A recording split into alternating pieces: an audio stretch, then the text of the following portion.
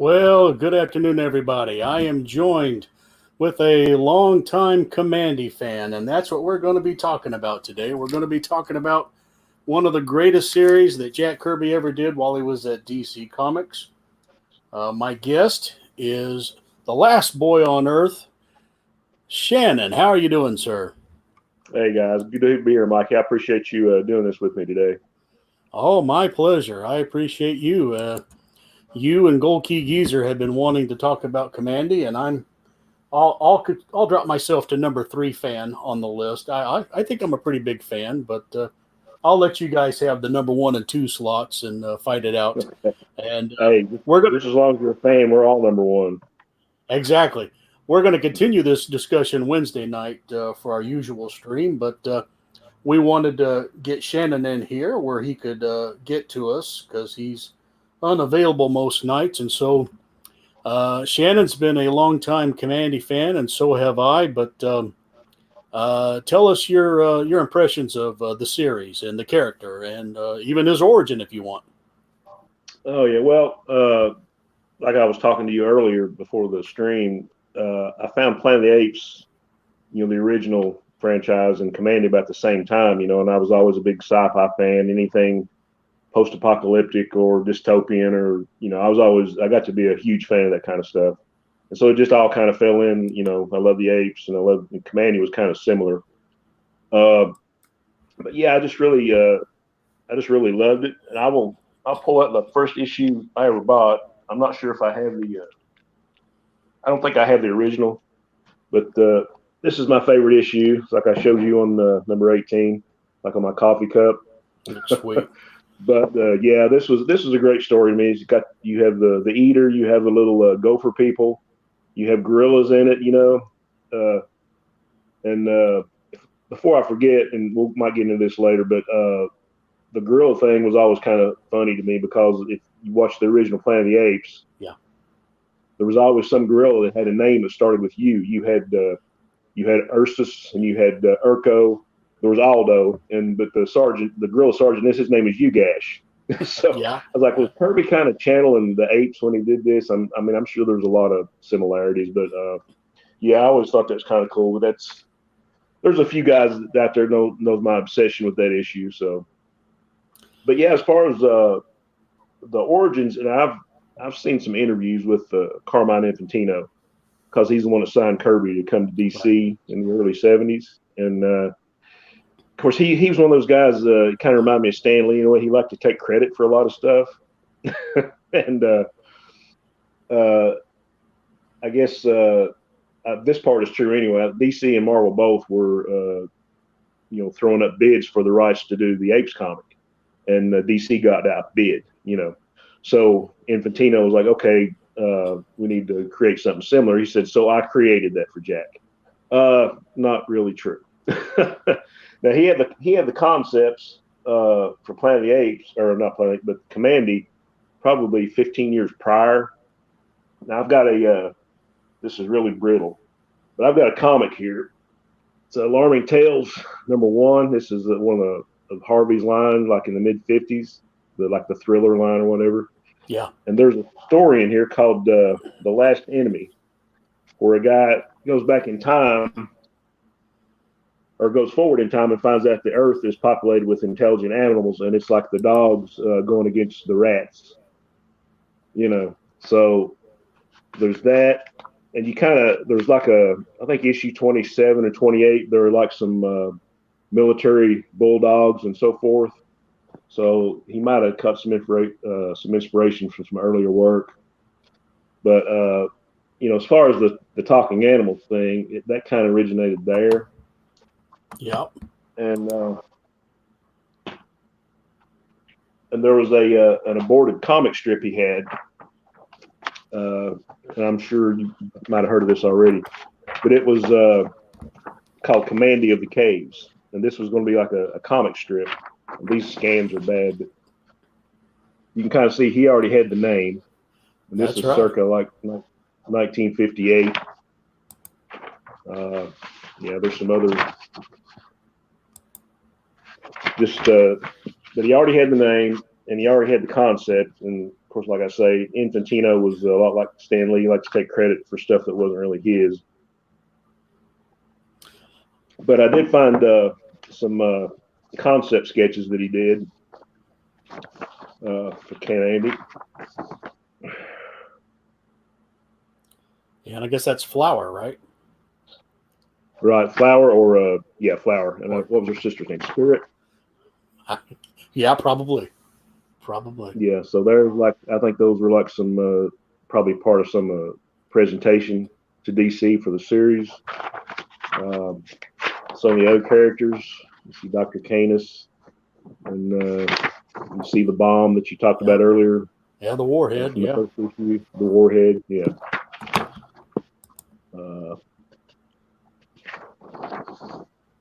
And I'm sure this was going to be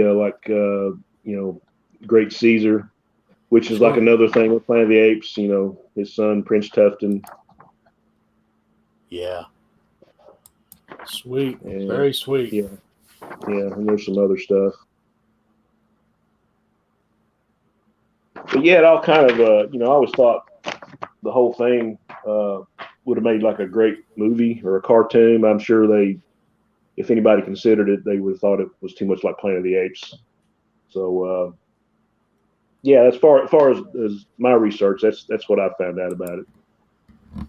All right. Well, by the way, do you drink out of that first mug you showed me off camera? That big one? Is that the one you're? Yeah. How much does that hold? No, it's just a regular coffee cup. Oh, okay. Boy, your camera angle. I thought, my goodness, that's a gallon. Yeah, I like my coffee, but that would be a bit much. Yeah, I bet.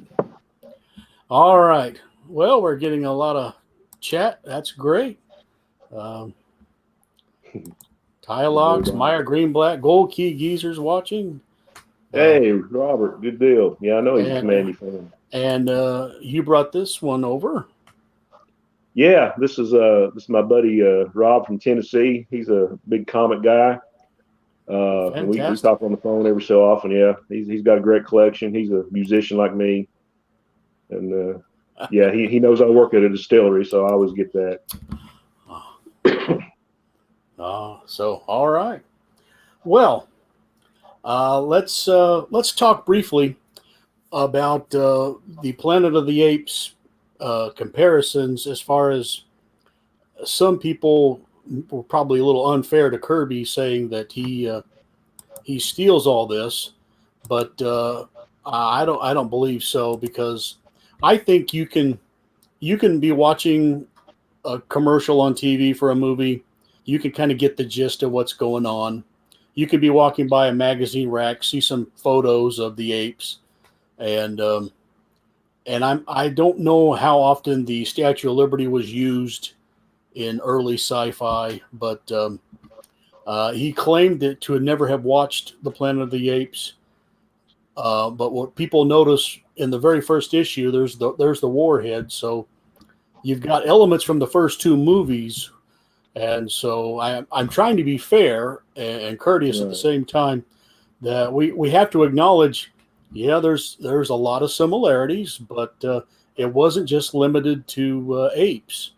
And so I enjoy both series, and I'm a big Kamandi fan. I'm a big Planet of the Apes fan, but I'm more fascinated with the lions and leopards and wolves and and the rats, and one of the stories I really liked was and it kind of went along with some other sci-fi movies, the part where he was in Chicagoland with all the android mobsters and all that. Yes, yeah. I really love that story. Of course, there's been stuff like that in movies and TV shows, and Star Trek, the episode where right. So you could say that he dipped into a different pool or two, but my thinking, you know how prolific Kirby was, and the guy was pretty much a slave to his drawing board, by all accounts. So I don't really think he had time to watch a lot of movies or TV, and I would like to think at least the biggest part of it just came from his imagination. I might be wrong. Nobody really knows, right? But that's just my opinion of it. The guy, cranked out what 8 or 10 books a month for Marvel in his heyday, and he was pretty much down on his little drawing board, just knocking out all these different universes. Well, I'm going to show some of the scans from issue number 1 on the screen. Before I do that, we'll talk about the first book. I'd like you to show that great art book you have. Okay. It talks about the first couple of issues. Right. And Gold Key Geezer says number 19 and 20 are his favorite issues. A Westworld influence. Westworld influence. See, yeah, there's the TV and sci-fi thing again. And while you're doing that, let me just plug for Wednesday night. We hope to have Gold Key Geezer on, and we're gonna continue where you and I leave off. So we're hoping to kind of get the first few issues down pat, because I don't want to do just one little broadcast on Kamandi. I think it deserves more than one broadcast. So no argument here. Yeah. Show us that book if you got it. Okay, they made 2 volumes of these, and I'm sure a lot of you guys have seen the IDW artist editions. There were Gil Kane Spider-Man books, and Herb Trimpe Hulk books. I mean, there's been dozens of them, but I had to have these, and this just reproduces the original artwork at the original size. Like I say, it's doesn't have the complete, because they couldn't find all the copies or all the pieces of artwork or the scans. But the ones they did, they just did like the finished art. Lovely. Yeah, I know that's awfully big, but there's the repro of the original art of the cover and the first splash. First page. Yeah. And you get to see all the stuff, like where he had it taped to his board, and like the corrections he might have made. But yeah, this is almost too big. Yeah, I'll show that as well in color, and so everybody can get a good view at it. Will you cover Brave and Bold Man, will you cover the Brave? Yeah, I got those right here, Gray Man. Yeah, I tried to come prepared today. But yeah, it's just these are beautiful books. I agree with Tartar here. Yes. Yeah. Yeah, there's a great size. Kind of fit. Yeah, it just all kind of fit into my love of sci-fi and the post-apocalyptic stuff. Rod Serling actually was the one who came up with that Statue of Liberty idea. Yeah, and if you listen to the music of Planet of the Apes when they've already crash landed and they're walking around, like probably on day 5 or whatever, still looking for anything, you hear the music. It's like, it very eerily reminds me of Twilight Zone. Yeah, and, exactly. The Serling influence. Here's the second volume of that. And that's a great cover. Yeah, fabulous. Yeah, just Jack Kirby as it was intended, big and in your face. I just, like I say, I've been through these books so many times.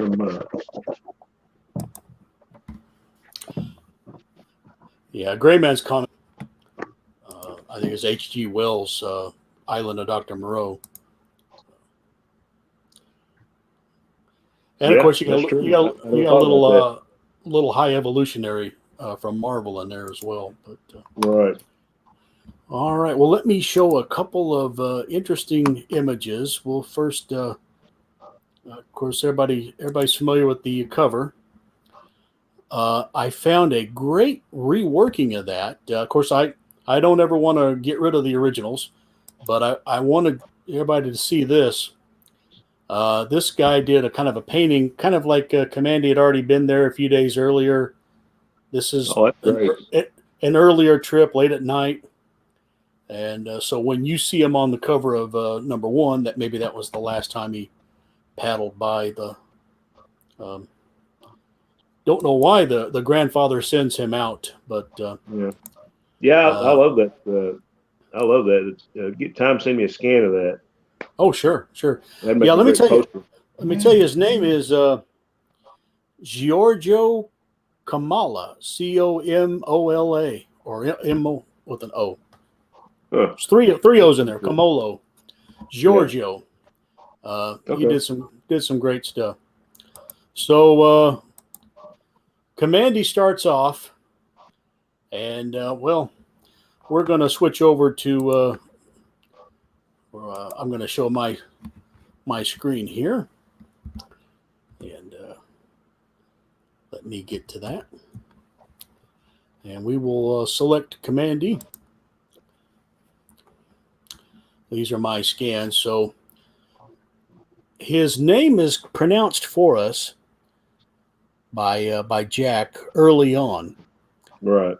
letting us know that he grew up in a bunker called Command D, with the letter D.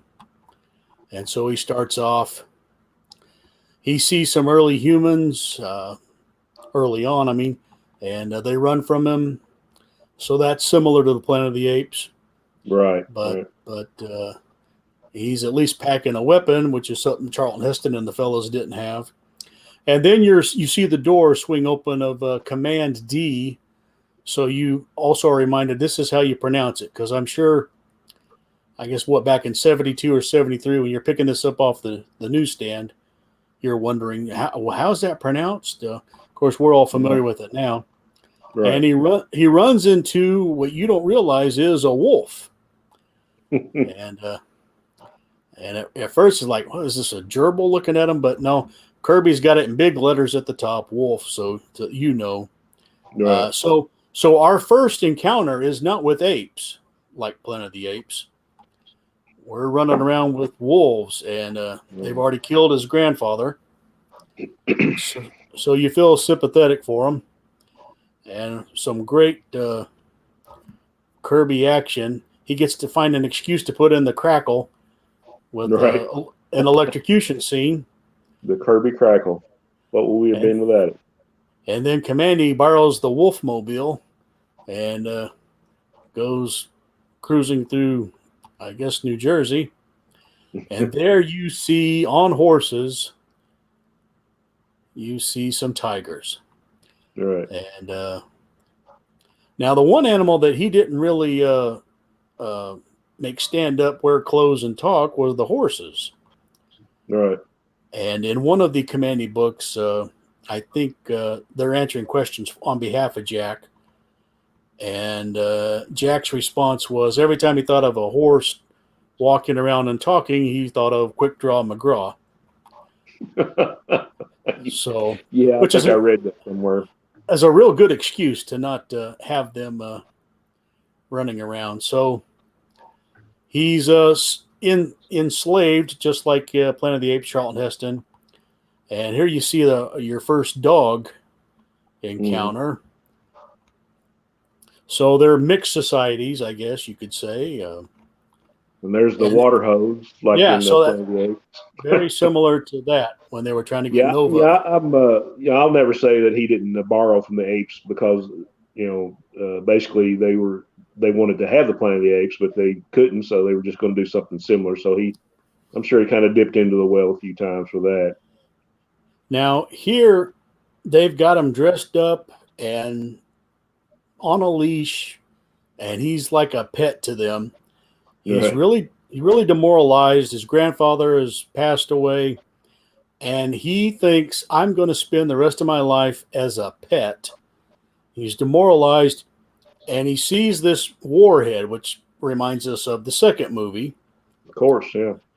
And strange as this is, and it's pretty intense, he tries to commit suicide. Right.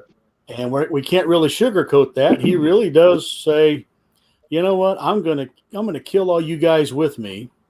Right. And he's gonna detonate that nuclear warhead. Of course, Kamandi knows things because he's been reading microfilm libraries. Right. So he is kind of educated. There we see Dr. Canis stop him, and a big argument ensues. And he gets to become the property temporarily Right. for Dr. Canis.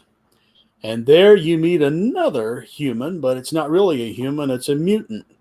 What was Right. what was your opinion of the mutants that they included in this? Yeah, I really like that concept. Him and of course there were two others, and Right. later on you get to see all that stuff and their origins when I guess it was the tracking site story with Mordecacus, the ultimate germ, and all that. But yeah, I really like that. Of course, I've heard all the stuff about the comparison to Planet of the Apes. Oh, he's got a spacesuit like Charlton Heston and all those guys, and then they said they stole the mutant thing from the second movie. I've heard it all, and I was like, well, it doesn't Yeah. keep me from enjoying it. Sure. Sure. And so Kamandi realizes he's not exactly alone, and it tries to end on a kind of an upbeat moment, if you will.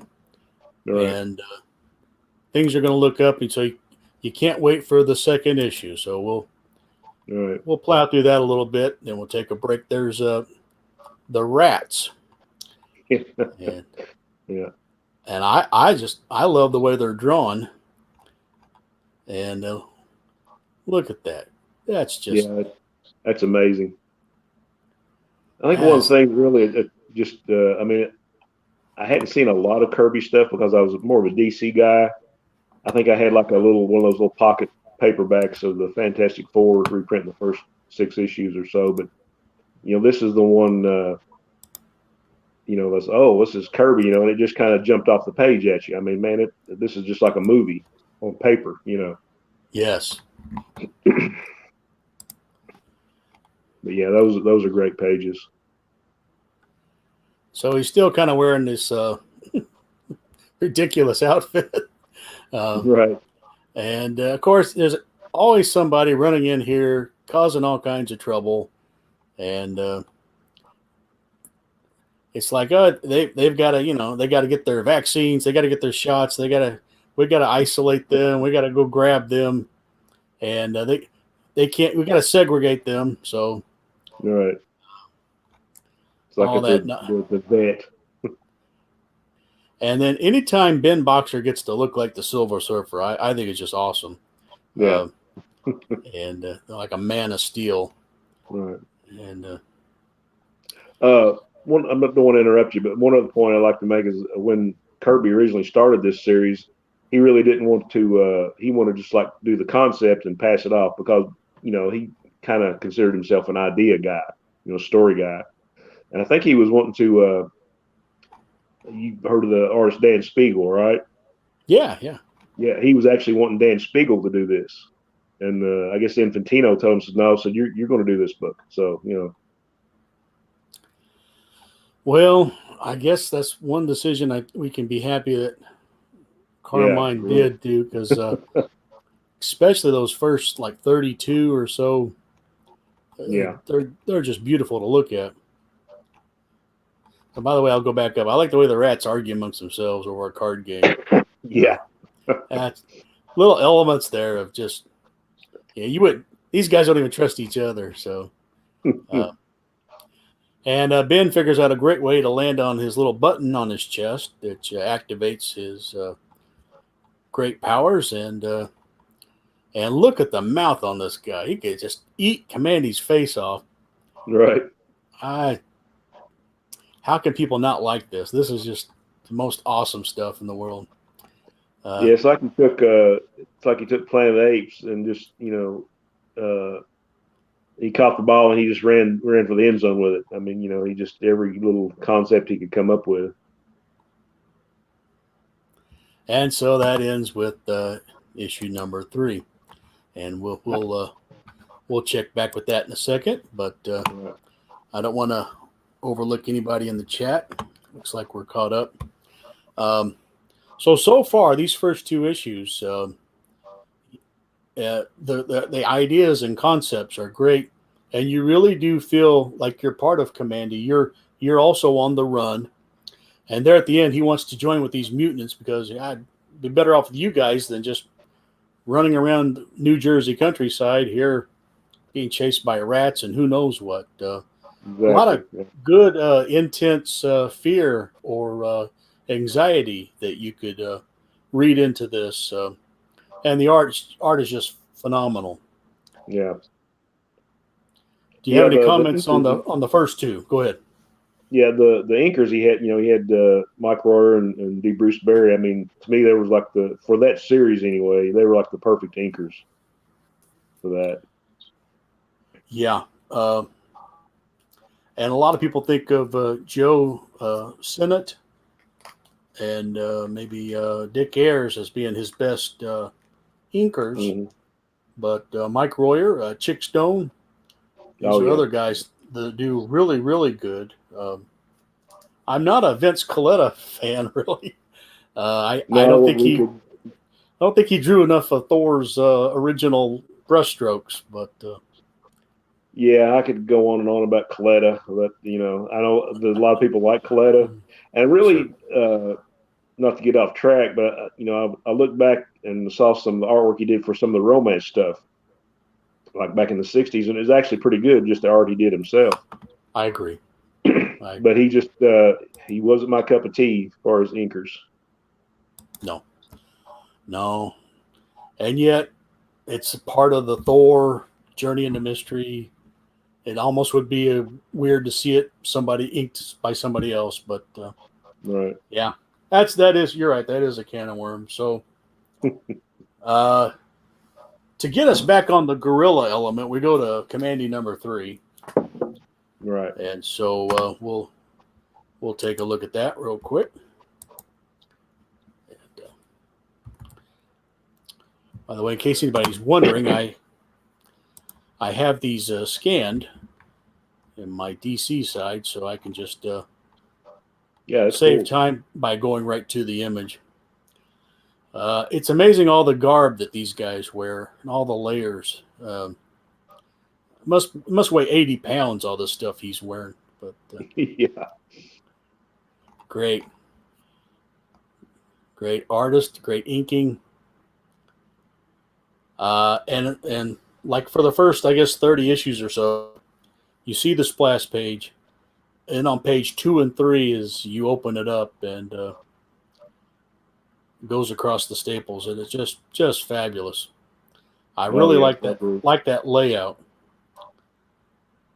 and And like you said earlier, I mean, you just kind of felt like you were part of it. I mean, of course, I was 11 years old when this came out, and it was like, okay, well, that's a kid. That could be me. He's right. almost my age. So that kind of really pulled me into sort of like the lonely kid on the run, and so he just kind of sucks you in really quick with that. Now, some of this where they're being chased by the apes, you could see a little Planet of the Apes, but you're going to see that with any time they depict apes walking around wearing clothes. Right. You're gonna think that. So I hope we're being fair with this. Here's a little creature. His Oh, is that imagination. the servitoid or whatever that is? Can't remember what that was. I don't remember. Last night I read number 1 and 2 to refresh my memory, and unfortunately we're on number 3. It's been a while.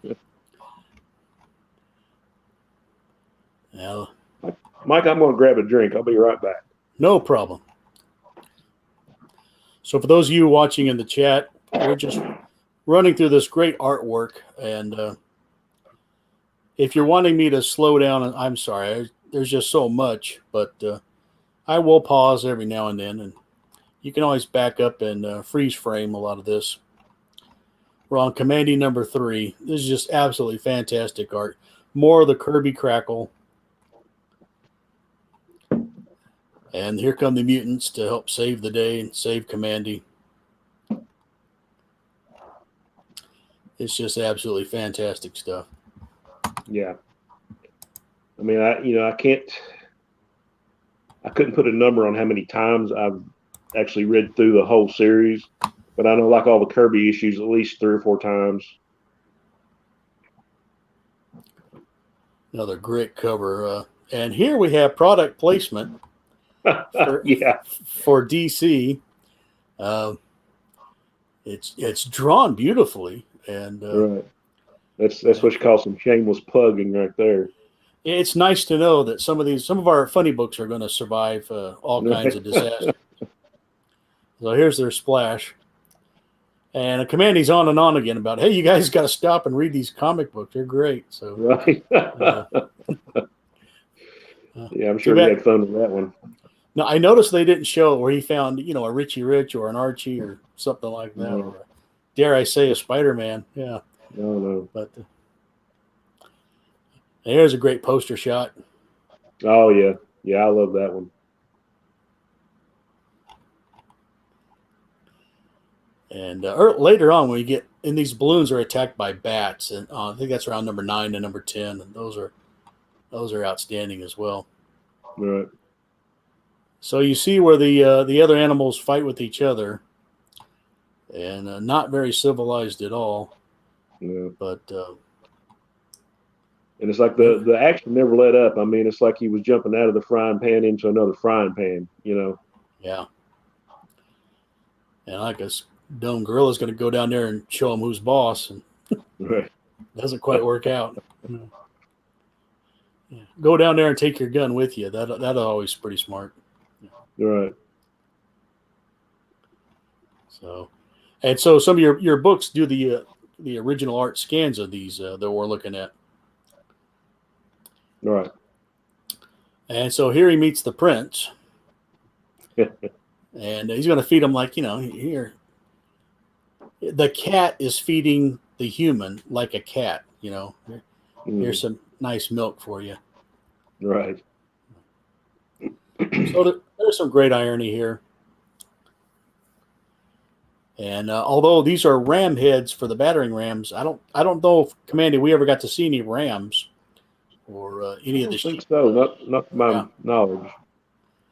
There's some more horse action. Yeah, that top panel that kind of reminiscent of like a Thor page or something. Sure, you bet. Yeah.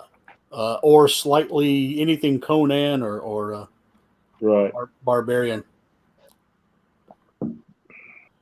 These are great. It's like he can kick the door out anytime he wants to, but right. makes his move. And so I hope you guys aren't bored. I'm just getting a kick out of running through those. No, you never ain't gonna bore me with it. So that was get to number 5 here. So now he has to fight in an arena. And a great title, One-Armed Bandit. Right. That shows up a little later. We have Mike Royer, the inker here. Here's your splash. Page 2 and 3. Just great stuff. Absolutely. Yeah, I actually got to meet Mike Royer a few years ago at a convention up here. Oh, excellent.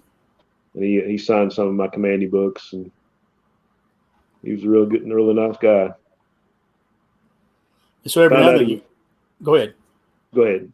Oh, I found out he was from Oregon. He lived in Oregon. I was like, why Kentucky? And he's like, well, they invited me. They paid for the trip and the room, and they're paying me, so why not? Every now and then you get another bonus splash. Kirby just going all out. And here you get to meet Flower. Mm-hmm. And she's pivotal for a few issues. All right.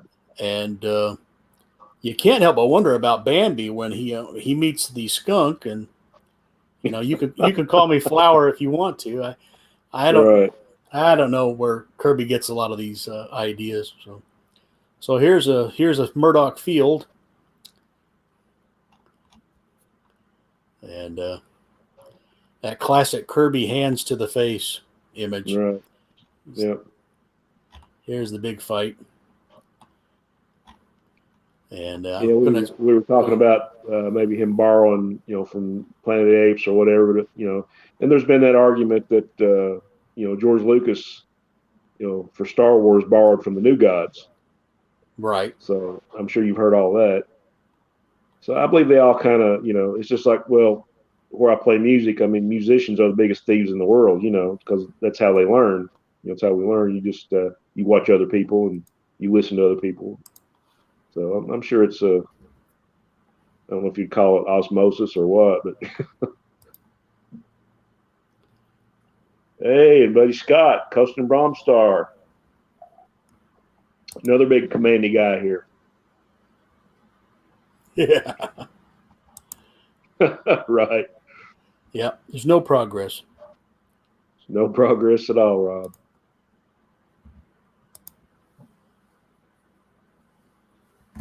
Yes, they got away with a lot of topless drawings, even on the cover of Coming Up. So, Right. At any point that we just finished number 5. Was there any path you wanted them to take that they didn't take? For example, we're getting ready for a big one about Flower again. Right. Well, I'm not sure what issue it was, but there was one like where they showed a map of the world, Yeah. and it was, and they explored a lot of that stuff, like the Kangaroo Murder Society in Australia and all that kind of stuff, and Here, that's what Tragedy you're looking Side, for. and right, and I was just there was probably some things in there that I would like to see them explore, of course, I'm like, well, why don't they show Kentucky? Probably not much left there, just bears and mountain lion. Right. So this is he's talking about strategic hair on Flower. There she's on the cover. All right. And it's titled Flower. And so you think, well, Jack, you're not setting us up for anything dramatic to happen, are you? Because it's named Flower for some reason. All right. So does she have some pivotal role to play as you go through this? And here you meet the lions. Yeah, they're the good guys. And they're very, very intelligent. All right. Another great splash. A great shot. Yeah. And Kirby brought back the Chapter 2 emblem, very similar to the first few Fantastic Fours and the old Marvel pre-hero. They did the Chapter 1, Chapter 2. Yeah, you're right. Yeah, I didn't think about that. And so it's a great kind of a callback to that great era. So go ahead. Yeah, I liked how on that big splash, where he of course you saw it in a lot of the stories, but where he draw all the irradiated landscape, you're just assuming it's from radiation, where all the giant trees and yeah, right. And later on, you get to see the giant insects, and another one of my favorite stories, the Hell at Hylia and Click Clack and all that. Agreed. So here they find a nice dwelling place, but they're being observed. Chapter 3. So instead of, this could say house hunters instead of people hunters here. But, they're looking around. A new reality show. Yes. From Earth AD. After disaster.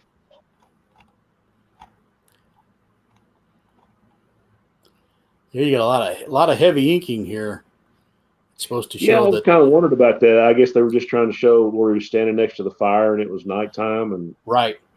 And he's kind of supposed to be just a little bit in front of the fire. So he's going to appear dark.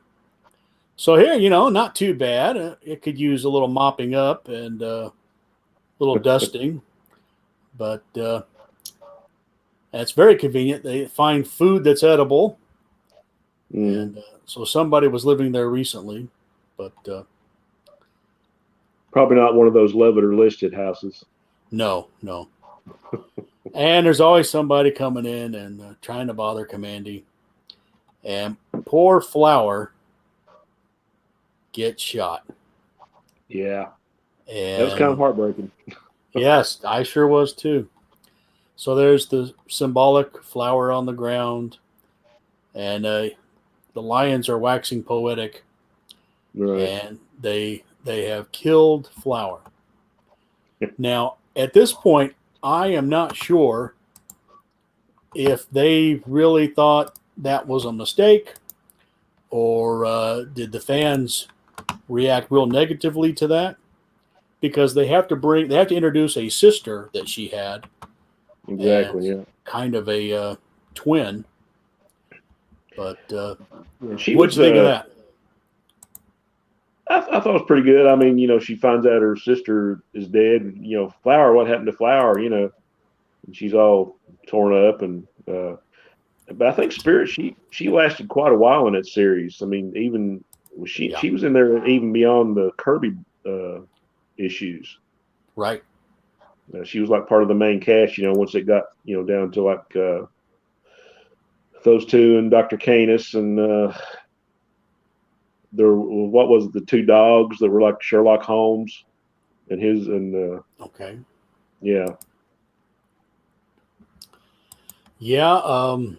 And it's, to me, it's kind of sad that Kirby stops, and they slowly try to bring in. Oh, every now and then, Qbert draws a cover, and he's just slowly replaced. And then they bring in Omac, kind of a Right. Karate Kid story, and but I stayed with it, through the 59 issues. So Yeah, I did too. I mean, I kind of like the little crossovers they did, and kind of made them part of the DC continuity in a way. But you can't really beat the Kirby stuff. no. And speaking of issue number 59, I could bore them with my scans, but you have as well printouts of Oh yeah, issue uh, 60 and maybe 61, yeah. where go ahead, talk about it. Well, I'm sure most DC guy or people that were like DC fans our age knew about the DC explosion slash implosion, and where they did the Xerox copies of the Comic Cavalcade, and of course they had the original art and some of the covers, for like the issues that were supposed to come out and didn't. This was supposed to be issue 60, and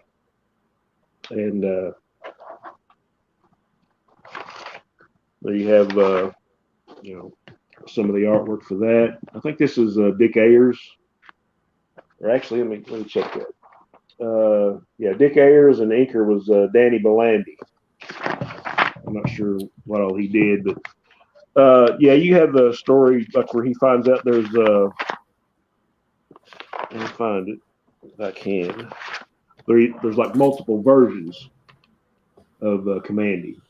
Okay. And yeah, and if anybody that read Sandman, Kirby's Sandman series in the 70s, you actually find out that little kid in that Jeb was actually an alternate version of Kamandi. So there you have, the character Pyra and all that. It makes sense that they would have Dick Ayers, because about that time he's doing Scalp Hunter for right. DC, so it's about the same time period. Yeah, and when they expanded to those 44 pages, they had an OMAC backup by Jim Starlin, which I thought was great. Now, these stories actually saw print later on in Warlord. There was about 5 or 6 stories, but just some great story and art. Sort of like a new take on OMAC. And here's there's not a cover for 61, but here's the story. Yeah. Where he's meeting up with Sandman. And then there's like a little interlude where you see a bunch of, you see a Sandman story by Kirby. Now, this story that they put, was when they insert in this book, was actually supposed to have been Sandman number 7. So they entered, kind of had like a framing sequence, and then you had this, the Sealman's War on Santa Claus, and this is Sandman showing. And this actually got printed in a DC Digest. I can't off the top of my head tell you which one it was, but it actually did see print in color. But yeah, you actually get like an extra issue of Sandman inserted into Kamandi story. And yeah, just some good stuff.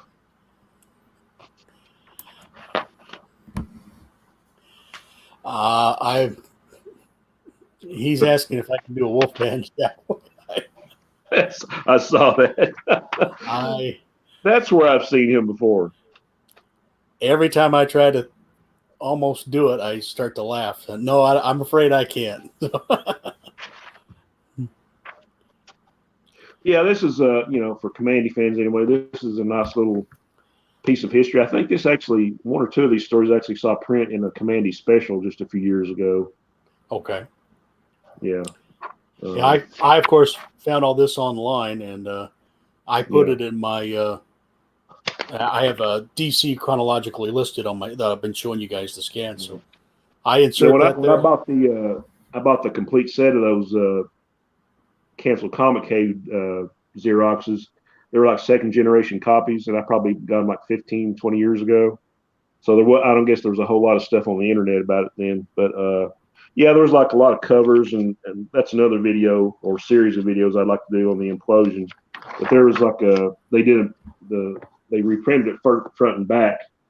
So this was like an issue of a Showcase that never came out with Dead Man, and it showed up later on, like in Adventure Comics, I think.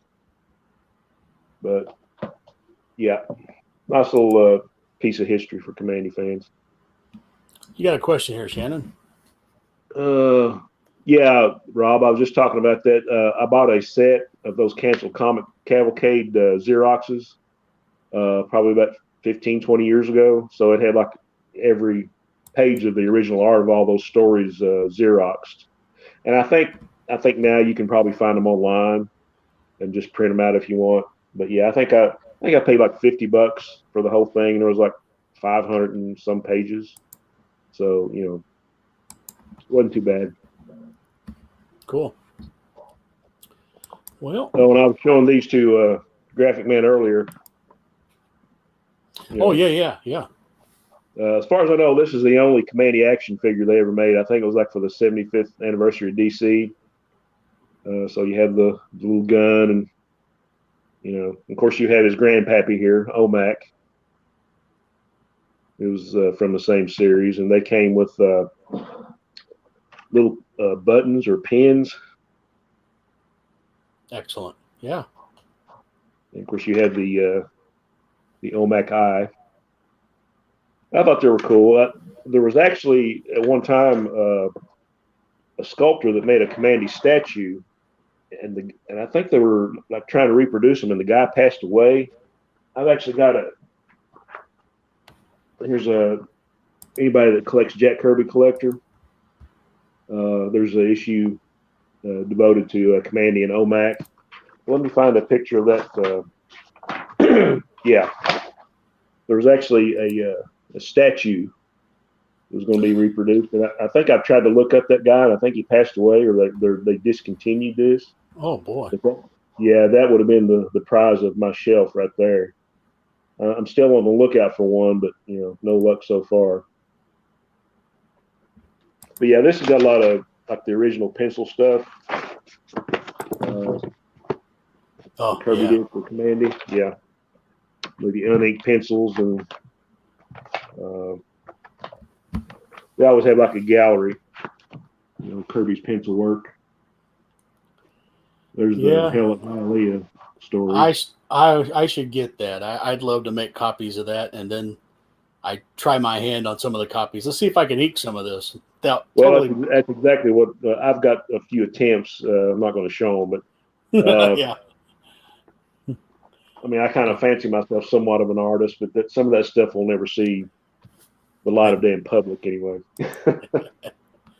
But yeah, after issue 59, I forget who it was asking about the Brave and Bold and the DC Comic Present team ups.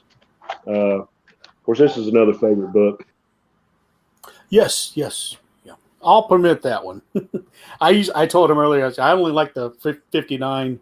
I don't like a lot of the new stuff, but that's definitely excellent. Yeah. Yeah, you have Jim Aparo and Kamandi. I mean, it's great. Yeah, this is one of my. I actually did a video a while back called DC's Lost Giants of 1975, where they just kind of did like a little one shot in the series. But this is a great story. And later on, there was another team up. The first one, Batman went into the future, and this is where Kamandi comes into the past. So I have a fondness for these, and one more before, I guess, to my knowledge, this is the only time Kamandi showed up between the end of that series and I guess Crisis on Infinite Earth. Yeah. But DC Presents 64. And this actually has a Gil Kane cover. That's pretty nice.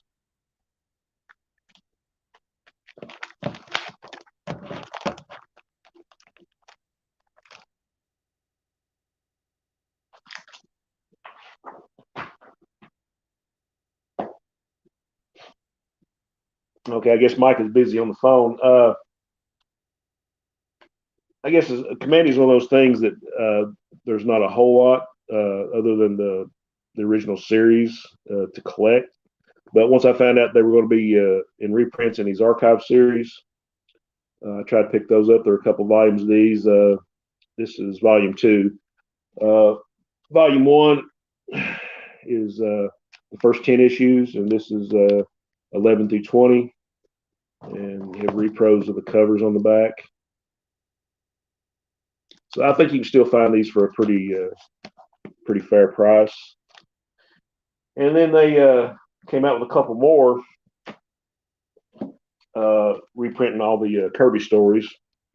So instead of you have like the first 20 issues in this one, and it repros all the covers and everything.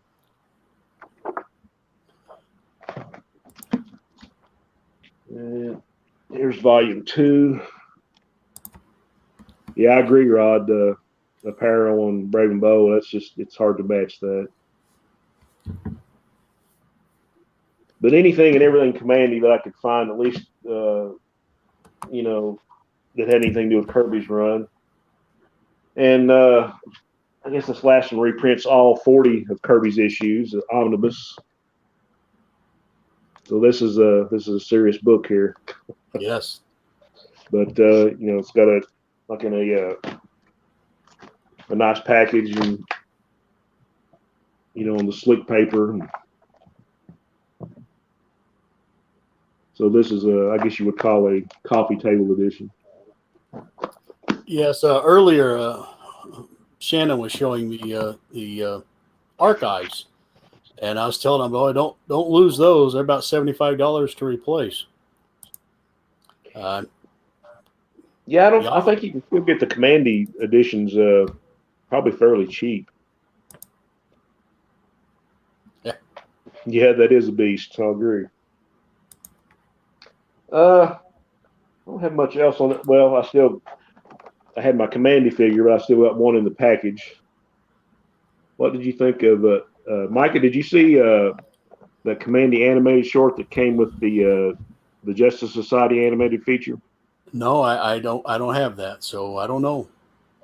Yeah, there was of course it was like a double, great thing for me because I'm a big JSA fan. But they had like the first Kamandi animated short, and it had elements of like number 1 and like number 29, which is one of my favorites.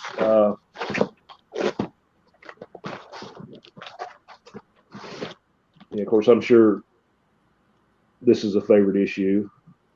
Oh yeah, what a prize to have! Superman's the mighty one.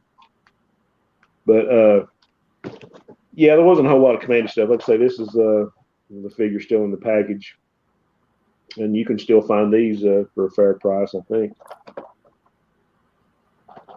Other than that, that's about all the Kamandi stuff I got, other than the books. I have one thing. I went to let me find the issue. I went to a convention. It's probably one of my first ones, and there's a guy that named Tom Scioli, artist. You ever heard of him? No. Scioli, and he has a real Kirby like style. I mean, it's almost like, and he had a series called Godland, which was pretty good. I think it was for Image. But I brought a book up for him. I said, could you do a quick sketch for me? And of course, you know this issue where he finds out he's Olmec's grandson. He's a descendant, and he gains the Olmec powers. Well, he actually did a little sketch for me in the style of Kirby. Boy, he did a pretty good job too. Wow. Yeah. He's I'm not gonna say he's a Kirby clone, but the style. He was a big Kirby fan, so the style is really, really close. Yeah. So I thought that was, and he did this for free. So, yeah, it's one of those things I might have to put in a frame, I think. That looks sweet. Well, I appreciate you covering for me there. My son has locked his key. He's at work. He's locked his keys out of his truck. So, oh no, that's not good. We'll wrap up here in about 10 minutes, and I'll go save the day as usual. But I understand. Those of you that have children, you understand. So, oh yeah, it's not life threatening. I don't have to rush off. But what a great joke here while that was happening. I don't know if you saw that. Oh yeah. Yeah, they wanted to hear "Wake Me Up Before You Go Go" by Wham. So I don't have that one, so we're not going to play it. So. Yeah, I like the bass line, but not much else. This has been a great start to Kamandi, and we got through 6 issues, and we got through the Death of Flower, and it continues to keep going from here. It gets better. Yeah. Those so do you have a favorite issue? Well, I tell you, I have a favorite cover. The one coming up. There's something about that's just. Yeah, that's a good one. What was it? Tiny. Yeah, it was a King Kong thing where the name is Tiny. Yeah. Yeah. Yeah, and I showed my favorite. And of course, all the covers have something beautiful in them, and these are the bats. Oh yeah. And I already showed my favorite. I think. Yeah, that one's terrifying because that monster is pretty much all teeth, and he's coming for you. Right. Yeah. There's that one, and of course I have a great fondness for this giant. Yeah, they get to retell the origin in case you missed it. Yeah, you retell the origin. You have a new story. You have like a bio of Jack Kirby. Right. And you have the map. This is probably this is one of my favorites. And there was actually some after Kirby left that I kind of liked. Probably.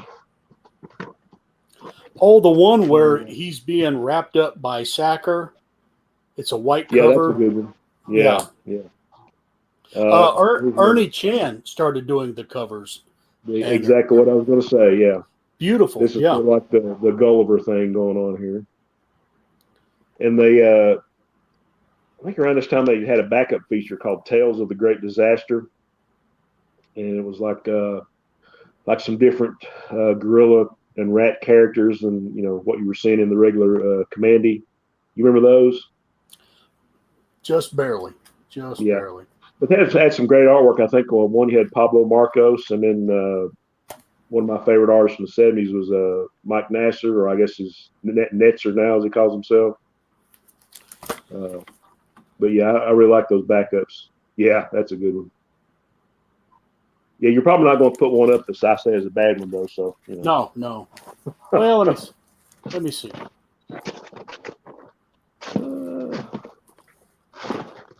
This one's okay, but it's it's the presidents, and so.